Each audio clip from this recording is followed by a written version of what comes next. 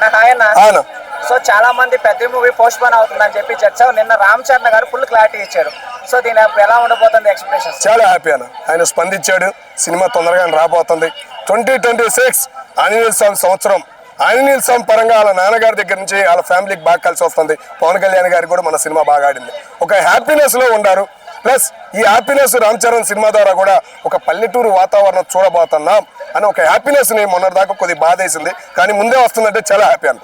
So ఒక పెద్ద cinema గురించి ఇలా రాంగ్ ప్రచారం చేయడం ఎంతవరకు కరెక్ట్ అంటారు? చర్యలు తీసుకోవాలన్నా. ఈ బాధ్యత కూడా చిరంజీవి గారి మీదే ఉంది.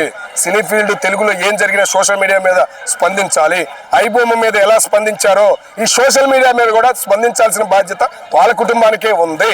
పెద్ద ఆయనే సినీ ఫీల్డ్ పరంగా మాట్లాడాలన్నా అటు తెలంగాణలో కానీ అటు ఆంధ్రాలో మాట్లాడాల్సిన బాధ్యత చిరంజీవి గారికి ఉంది. కాబట్టి చిరంజీవి గారే స్పందించాలని నేను అనుకుంటున్నాను. అంటే ఒక పెద్ద ప్రొడ్యూసర్ ఎలా స్పందించడం చాలా కరెక్ట్ కాదన్నారు. దాని గురించి క్లారిటీ కూడా ఇంకా ఇవ్వలేదు. సో నిన్న ఫైనల్ గా నిహారిక విషయంలో క్లారిటీ ఇచ్చారు.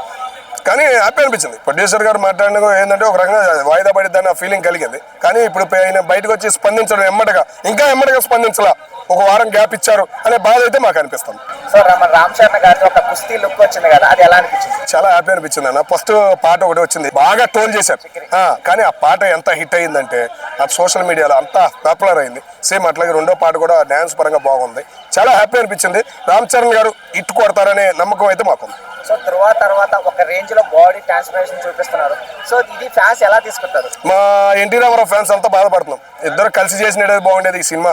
ఎందుకంటే ఆయన చూపించిన సీన్లు కానీ ఆ ఫైట్లు కానీ ఒక రేంజ్ లో ఉండే, ఒక పల్లెటూరు వాతావరణానికి మా ఎన్టీఆర్ని కూడా తీసుకెళ్ళినట్టయితే బాగుండేది అన్న ఒక బాధ అయితే మాకు మిగిల్చారు. సో బుచ్చిబాబు గారు సెకండ్ మూవీకి ఈ రేంజ్ లో తీస్తారని మీరు ఇంత ఎక్స్పెక్ట్ చేశారా? బుచ్చిబాబు గారి పేరు మారుమోగిపోతుంది. ఓకేనా, ఒక రేంజ్కి వెళ్ళబోతుంది ఈ సినిమాతో అనే నమ్మకం కలిగించాడు ఆయన. పాటలు కూడా చాలా బాగుంటాయి, ఇట్టు కొడతాడని నమ్మకం నాకు. సో ఫస్ట్ మూవీ టీజర్ వచ్చినప్పుడు అందరూ క్రికెట్ బ్యాక్గ్రౌండ్ అనుకున్నాడు. కానీ ఇప్పుడు సెకండ్ టీజర్ వచ్చిన తర్వాత కుస్తీ రెండో ఉన్నాయి. అదే ఒక కుస్తీ విలువ, ఒక కబడ్డీ విలువ, ఒక ఆట విలువ, ఒక పల్లెటూరు ఆట విలువ ఈ సినిమాలో చూపిపోతున్నారు అని ఒక హ్యాపీనెస్ దానిలో అనిపించింది. సో రామ్ చరణ్ గారు లుక్ ఎలా అనిపించింది? చాలా బాగా అనిపించింది అన్న. చాలా కష్టపడ్డా అన్న ఫీలింగ్ కూడా కలిగింది. ఆ కండలో చూసేప్పటికి ఎంత కష్టపడ్డాడు ఈ మనిషి.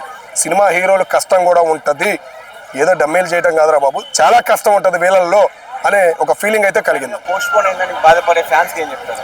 బాధపడద్దు. ఇప్పుడు ఏంటంటే ముందే రిలీజ్ అవుతుందంటే ఒక సంతోష సమయం ఏది, ఎటు సమ్మర్ కాబట్టి ఒక సినిమా ఒక ఆనందాన్ని ఇవ్వబోతుంది, ఒక పల్లెటూరి మళ్ళీ చూపిపోతుంది అనే హ్యాపీనెస్ ఉంది. సో ఈ సినిమా మీద ఫస్ట్ డే ఎంత ఎక్స్పెక్టేషన్ పెట్టుకోవచ్చు? చెప్పలేమన్నా. ఈ మధ్యకాలంలో అన్ని బేబేలు అవుతున్నాయి కాబట్టి మినిమం ఒక 500 కోట్లు దాటిద్దామని నేను అనుకుంటున్నాను. అంటే సినిమాలో టీజర్ చూసినంత సినిమాలో ఉండట్లేదని కొంతమంది ట్రోల్ చేస్తున్నారు. అది అట్లా అవుతుంది. కొన్ని టీజర్లు చూపించిన కొన్ని సినిమాలు పాతవి చూసాం, ఎన్నెన్నో అవుతున్నాయి. కానీ ఏంటంటే సినిమాకి తగ్గ స్టోరీ ఈయన ఒప్పుకుని ఉంటాడు అని నా ఫీలింగ్ అయితే ఉంది. రిలీజ్ అయిన 2 సాంగ్స్ ఎలా అనిపించింది? పర్లేదండి, బాగుండే. ఫస్ట్ సాంగ్ మీద చాలా కామెంట్లు చేశారు ఆ డ్యాన్స్ గురించి, కానీ చాలా హ్యాపీ అనిపించింది.